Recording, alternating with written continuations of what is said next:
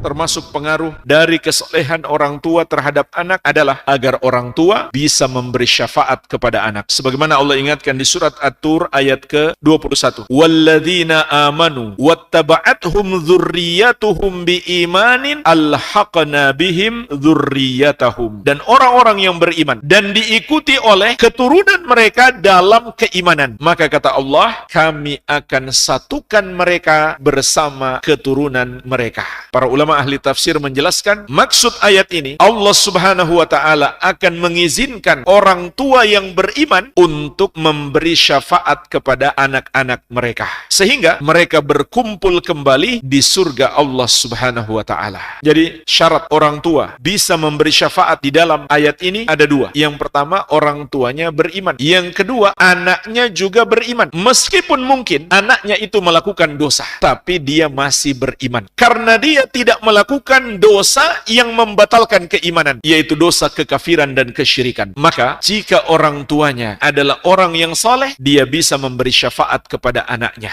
Dengan syarat, anaknya masih punya keimanan. Karena Allah Subhanahu wa ta'ala tidak mengizinkan syafaat bagi orang-orang musyrik. Sebagaimana firman Allah, "Malidzalimina min hamimi wala syafi'i yuta'." Tidak ada bagi orang-orang zalim, maksudnya orang-orang musyrik, kawan setia dan pemberi syafaat siapapun yang dapat memberi syafaat kepada mereka. Juga firman Allah Subhanahu wa ta'ala, "Fama tanfa'uhum syafa'atus syafi'in." Tidak bermanfaat bagi mereka syafaatnya para pemberi syafaat. Satu-satunya orang musyrik yang mendapatkan syafaat hanya Abu Thalib. Itu pun tidak sampai mengeluarkan dia dari neraka, karena dia punya jasa-jasa khusus kepada Islam dan kepada Rasulullah SAW.